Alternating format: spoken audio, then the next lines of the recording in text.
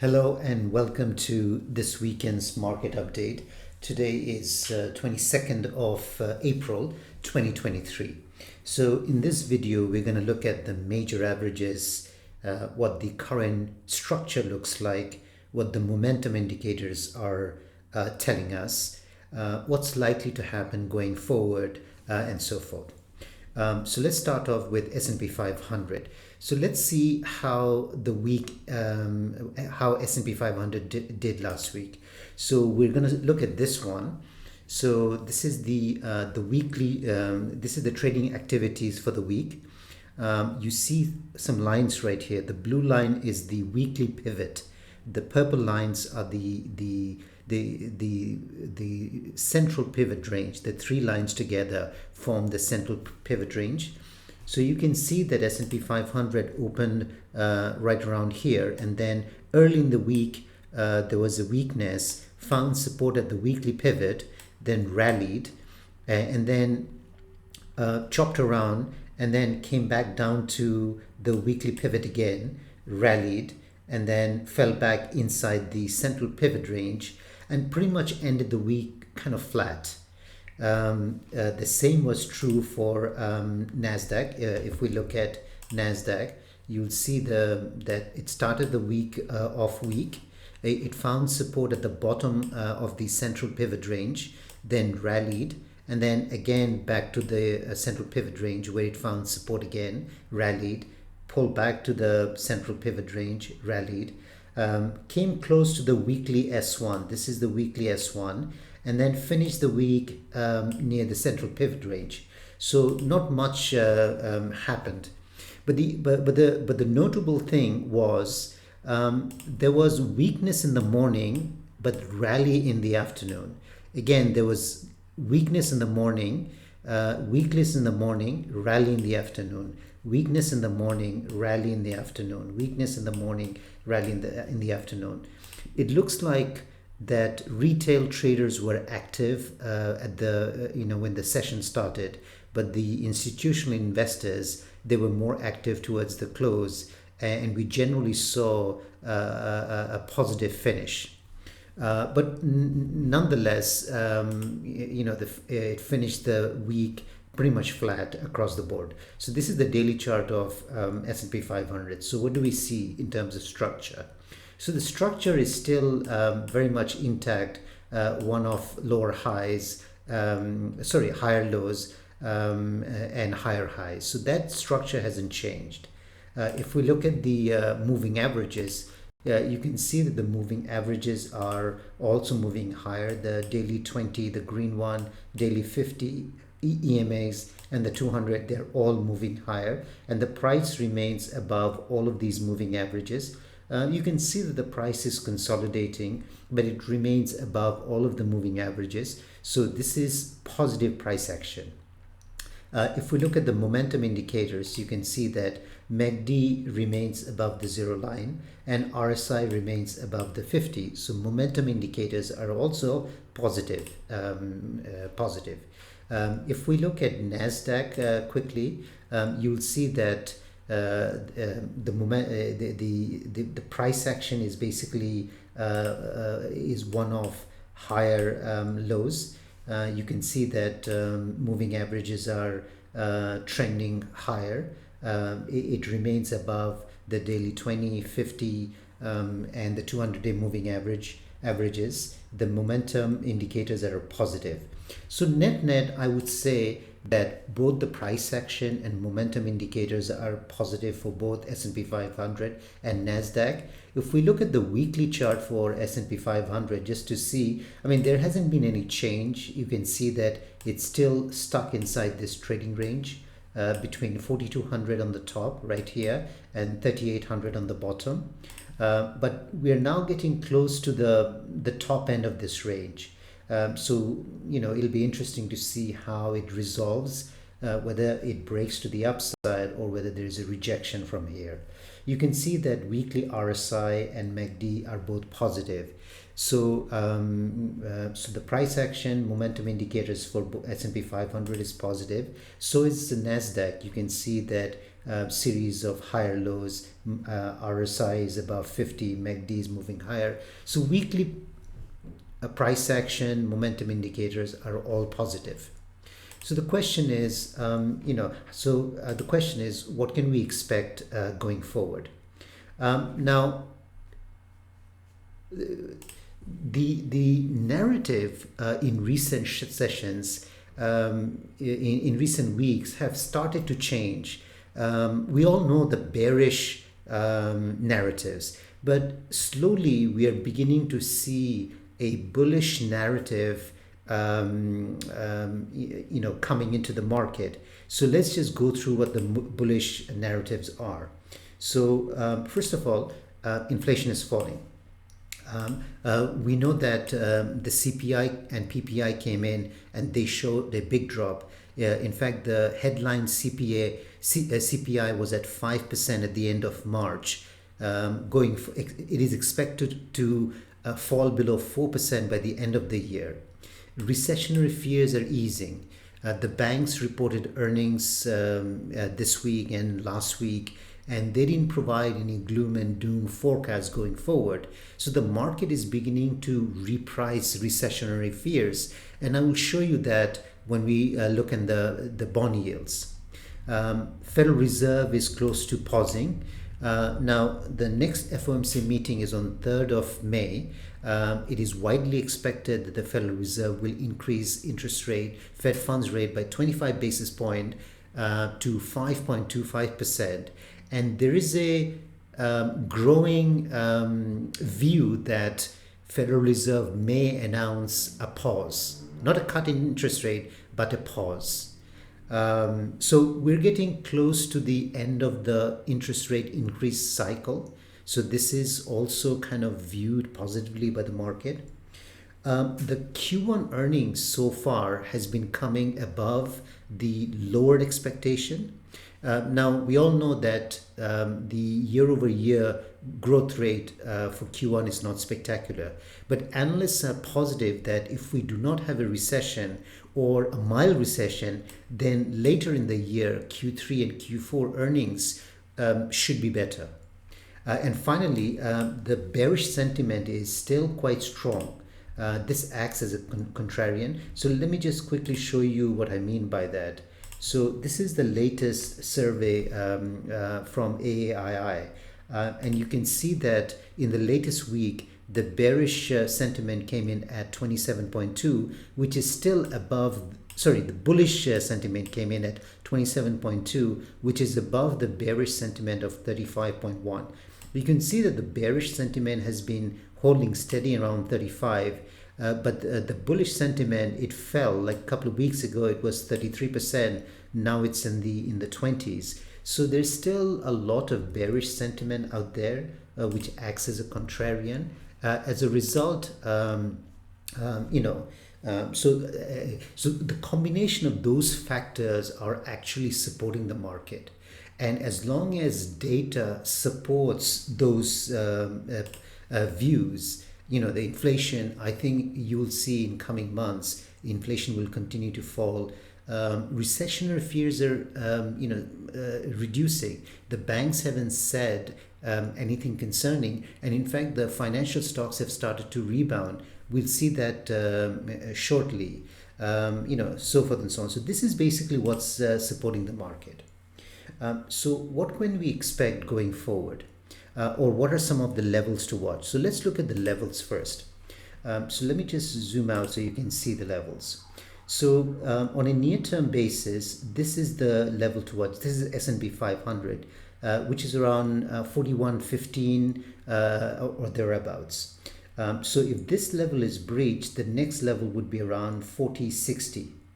On the other hand, if this level gets taken out, which was the previous high, which is around 41.70, then we have to consider this level, which is 4200.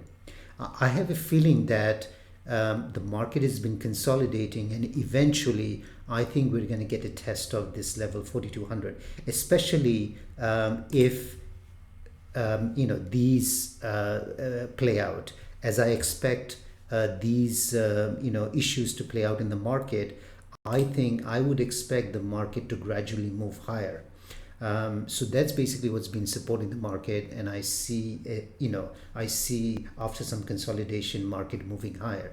Now, next week, I still see consolidation in the early part of the week, Monday, Tuesday, Wednesday.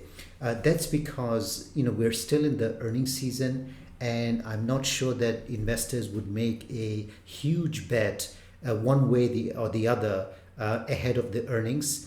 Now, next week, next Wednesday, we've got earnings from Microsoft and Google. If these two companies come in earnings which are better than expected, then I would not expect any significant move to the downside.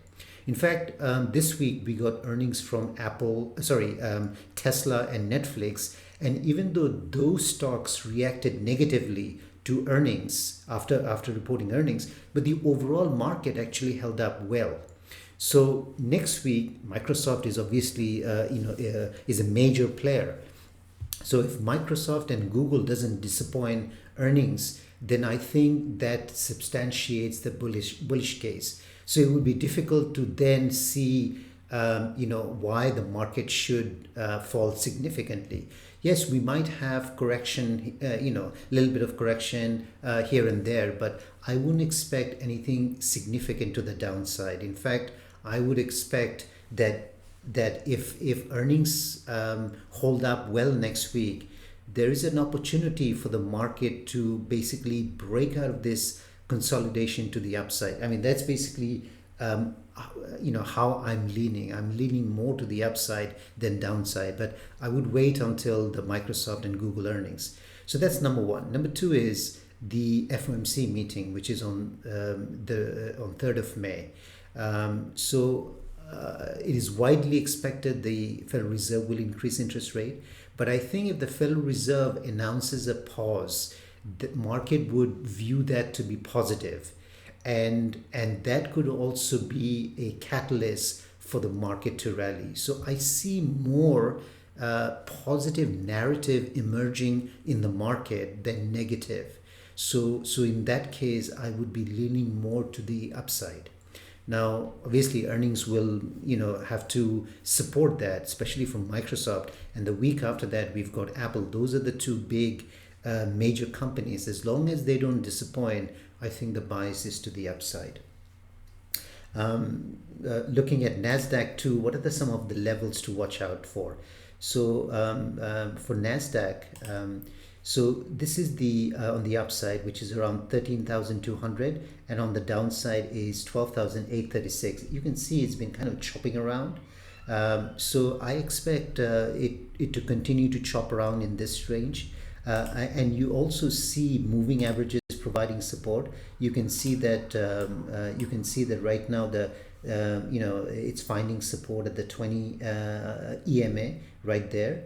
The 50 EMA is right here, which is 12,600. Now, can it fall to that level? Sure, why not? I mean, I don't see a problem with that.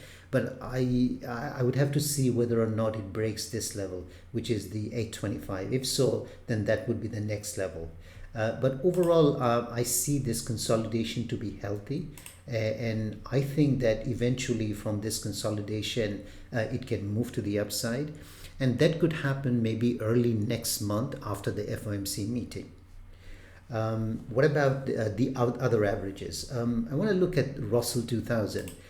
You can see that Russell 2000 basically has been kind of trading sideways. So it hasn't been able to get through this level. So this is the resistance level for Russell. Russell is the only average out of the four whose momentum indicators are not yet in positive territory. You can see that MACD has come to the zero line, which is in a neutral area, and RSI has been hovering near the 50 level. So the momentum indicators are still not positive. It's stuck in this range. So we'll have to see, whether it breaks to the upside or whether it breaks to the downside. If we look at the QQQ and SPY just to see what the relevant levels are. So if I zoom out, So for QQQ and SPY, this is the rate. So this is the upside, which is around 321, and on the downside, it is 313. So it's just basically chopping in the middle. So we need to see how it resolves out of this trading range. So those would be the two levels I would be looking at. But overall, the momentum indicators are still positive. SPY, the levels to watch would be, so this is on the upside, which is around 416, and then this would be around 410. So if 410 is breached, then this level comes into play, which is around 405. So those would be the levels I would look at.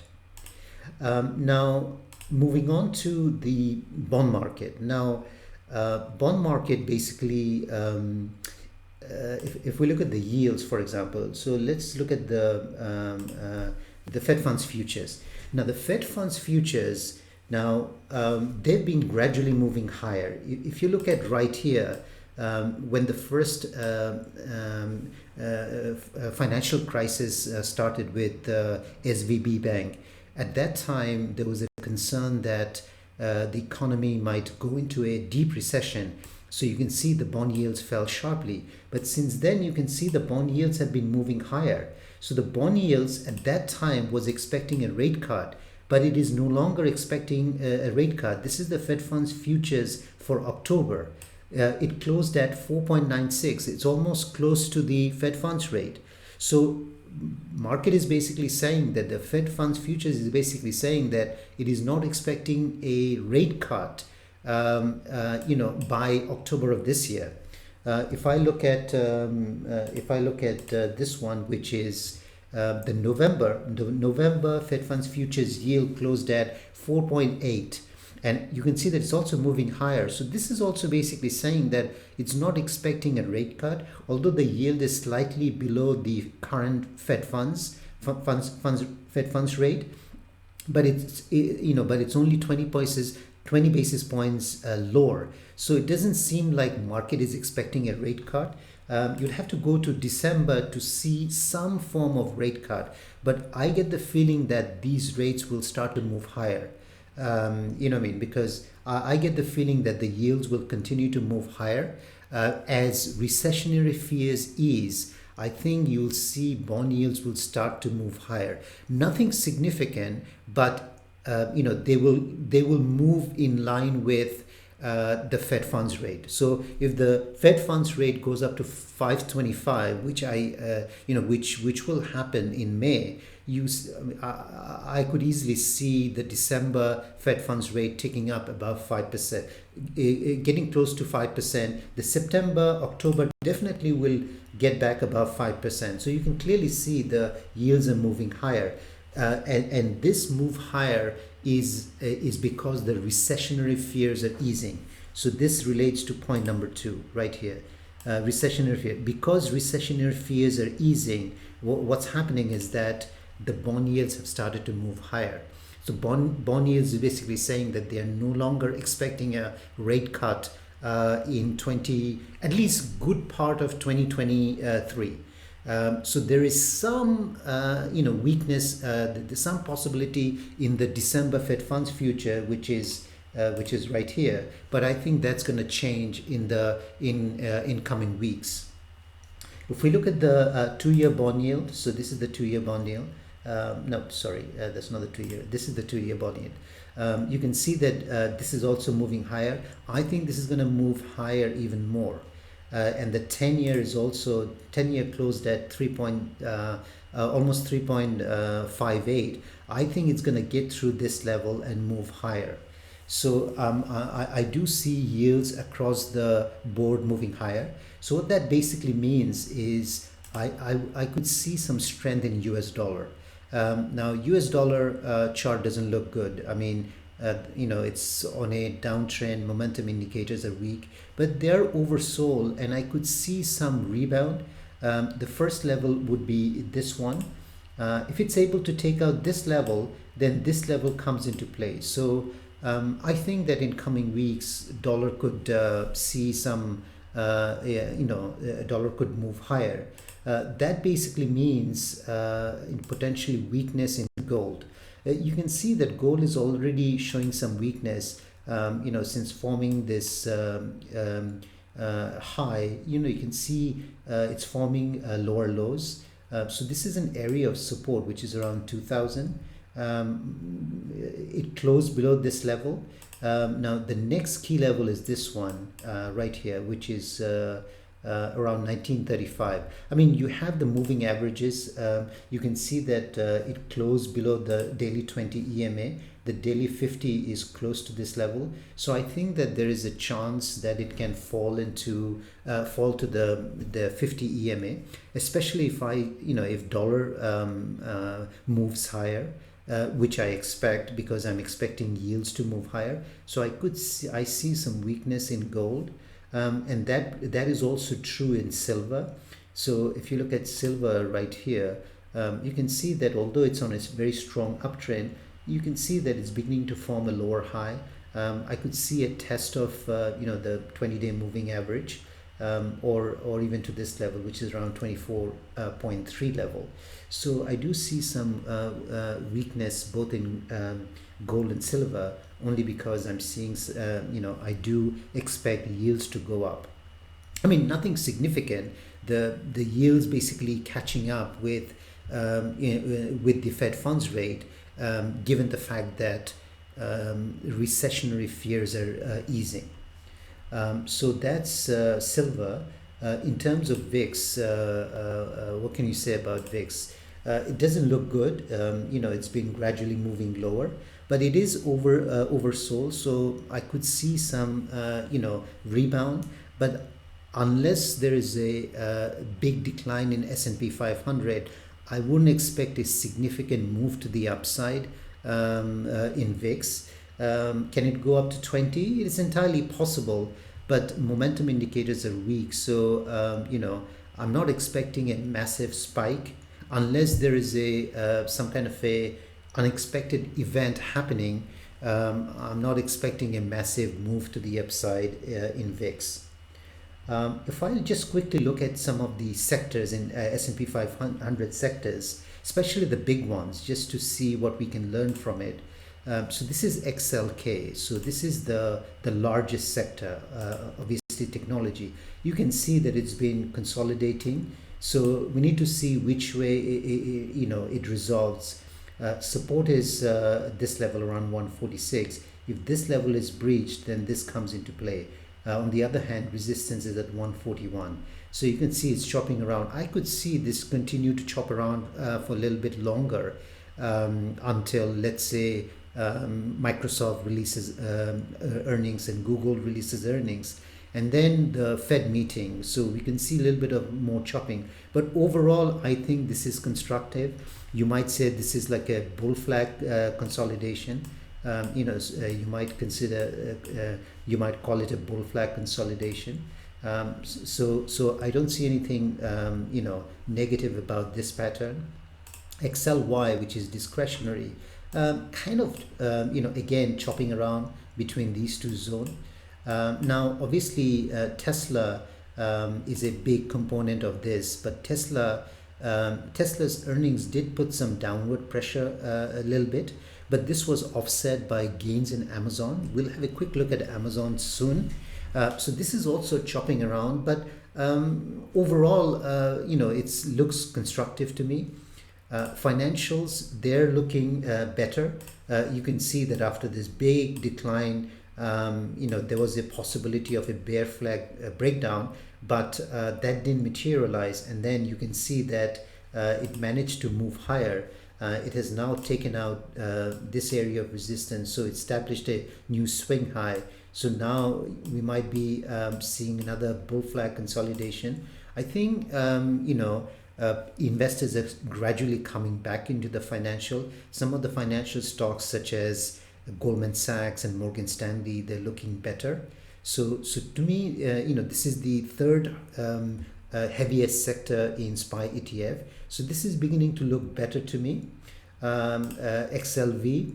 So you can see after this massive move, You might say this is like a bull flag consolidation. So this is looking better. We might see a little bit more consolidation, but eventually I would say that the bias is to the upside. Communication now, I was looking for some profit taking in communication, and that's exactly what we are seeing. You can clearly see that since forming this low, could this be a higher low? It's possible. So I think this consolidation is healthy because there was no correction. This was a full 100% retracement of this move. So after such a move, could it be forming a cup and handle pattern? It's possible. So this is constructive. I'm watching to see, so I'm watching for opportunities in the communication sector. So these would be the big sectors. And when I look at these big sectors, I'm not seeing any sort of warning sign. So that tells me that it's unlikely that we're going to see any big move to the downside in S&P 500. Yeah, these sectors can still consolidate a little bit. So far, the consolidation has been orderly. So I would think that if there is any kind of pullback in S&P 500 or SPY ETF, to me, it seems more orderly.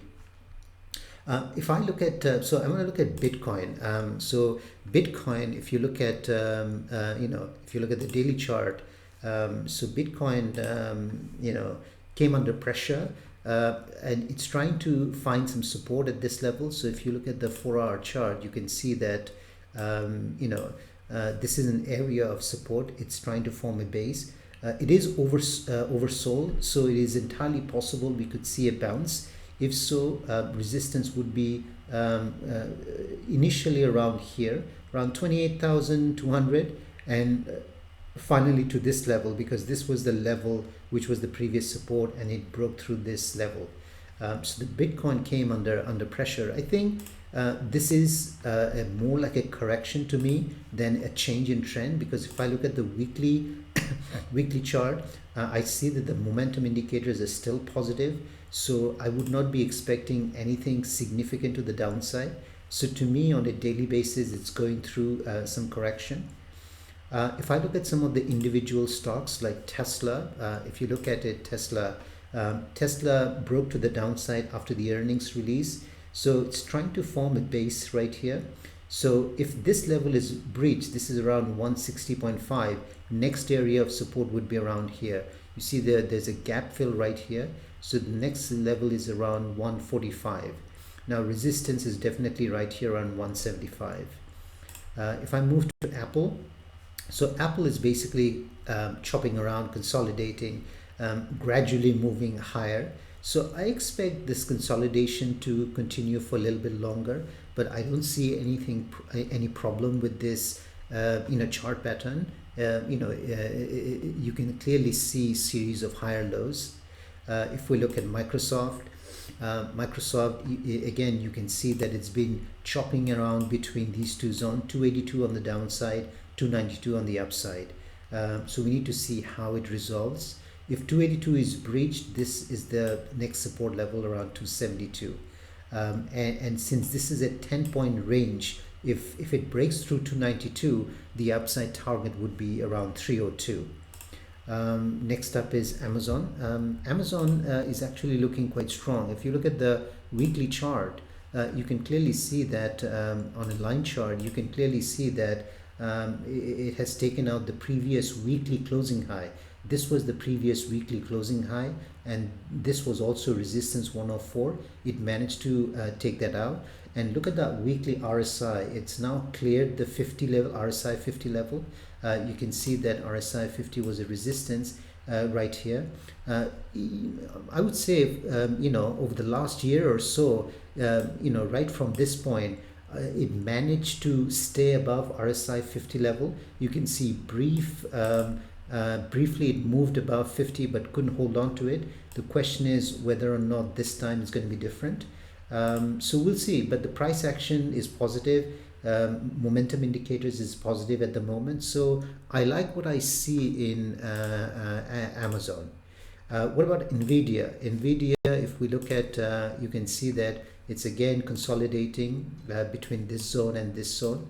Again, I would say this is healthy. If you look at this was a 4-hour chart. If you look at on a daily basis, so it's basically digesting this move. It's going sideways.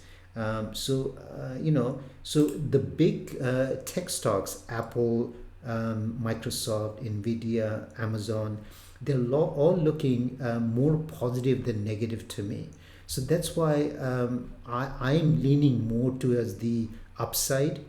I'm leaning more towards the upside. I mean, I do think that it can consolidate for a little bit longer, but eventually it will come out of this consolidation to the upside. I mean, that's basically what I would say. The odds favor upside based on what I'm seeing, based on the chart patterns of the big tech companies like Apple, Amazon. In order to understand, a SPY, you look at the sectors, the heavyweight sectors, and see what those sectors are doing. You also look at the the big tech stocks, because they have a bigger influence in SPY and QQQ. So once you see what they're doing, and what their structure looks like, that gives you an idea or not which way you want to be leaning towards. And based on how the sectors are positioned, so if I just quickly show you the sectors, so these are the sectors I would basically be looking for long opportunities.